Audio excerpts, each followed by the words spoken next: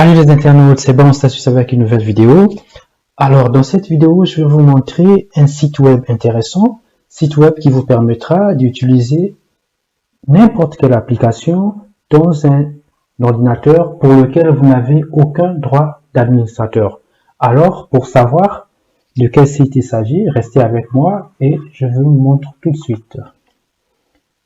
Donc dans votre navigateur préféré, je vais vous demander de taper portableapps.com.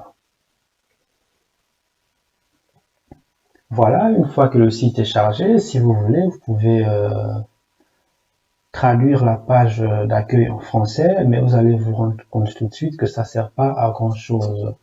Pourquoi?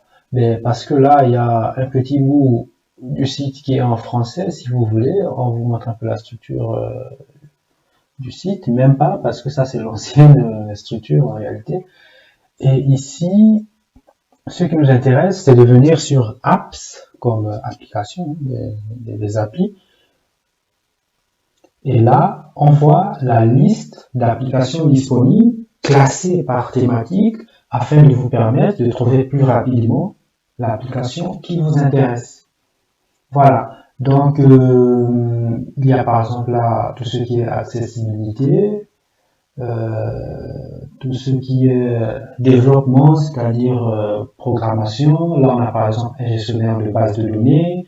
Ici, on a par exemple Notepad++ qui permet de pouvoir écrire du code et de le représenter d'une manière plus ou moins attrayante, si je peux dire comme ça. Là aussi, on a aussi la base de données ici, enfin un logiciel aussi qui gère une base de données, je peux dire comme ça, donc Apache, MySQL, PHP.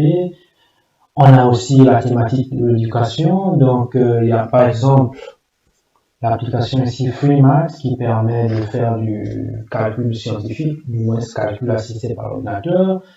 On a ici, on a plein d'applications de cette thématique, mais moi, ce qui m'intéresse particulièrement, par exemple, serait celui-là, Typefast Portable. C'est une application qui permet de s'entraîner à taper plus vite à l'ordinateur et c'est une qualité qui peut toujours être utile lorsqu'on fait un peu d'informatique ou du moins lorsqu'on travaille beaucoup sur l'ordinateur. Voilà. Et bien sûr, côté, je dirais pas gaming, mais il y a des petits jeux qu'on peut télécharger ici, des petits jeux, histoire de se distraire, ou du moins de se détendre avec quelques petits jeux qu'on peut donc installer par exemple sur une clé USB et s'en servir dans n'importe quel ordinateur. Pas besoin d'avoir des droits d'admin. Voilà. Ça peut être quelque chose d'intéressant pour les étudiants par exemple qui ont envie d'utiliser des logiciels avec lesquels ils sont déjà habitués dans la salle d'informatique. Voilà, par exemple, là, un cas d'application. Voilà, ça c'est un cas d'application que je peux citer. Un autre logiciel ici que moi je trouve assez intéressant pour tout ce qui est graphisme et images, je peux citer FreeCAD, qui part surtout dans le domaine CAD. FreeCAD, il est où? Je l'avais vu là. Voilà, il est là, FreeCAD portable, ça c'est quelque chose d'intéressant comme programme. Il y a aussi Inkscape qui est, je dirais, l'équivalent de Photoshop, mais c'est gratuit, plutôt gratuit, ouais. Sauf que c'est pas un freeware, mais c'est tout de même gratuit. Enfin, moi je l'ai déjà installé dans mon PC en version portable, tout comme en version lourde, et je n'ai jamais rien payé. Et le tout en toute légalité. Voilà.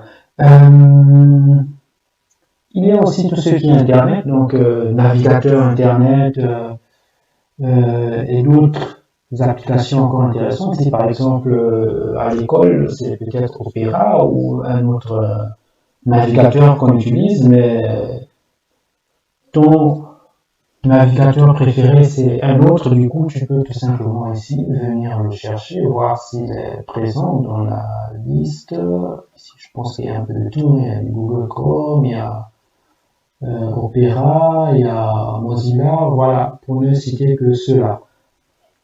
Et bien sûr aussi, pour tout ce qui est vidéo, musique et audio, on a aussi plein de logiciels qui sont listés ici. Donc voilà c'est à vous de choisir, même ce qui est bureautique aussi, hein, tout ce qui est bureautique, logiciel de gestion de PDF, logiciel de gestion de notes. Bref, la liste est longue et je ne peux pas citer toutes les possibilités que vous avez ici. Voilà.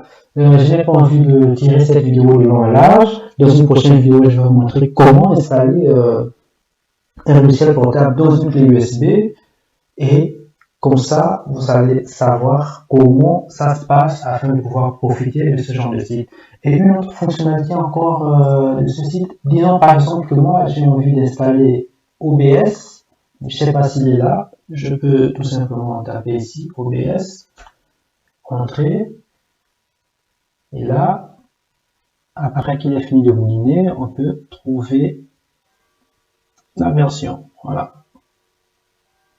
Voilà, donc ici, on a bien la version portable d'OBS Studio qui nous permet de faire des live streaming sur YouTube, par exemple, ou tout simplement d'enregistrer des vidéos. Voilà.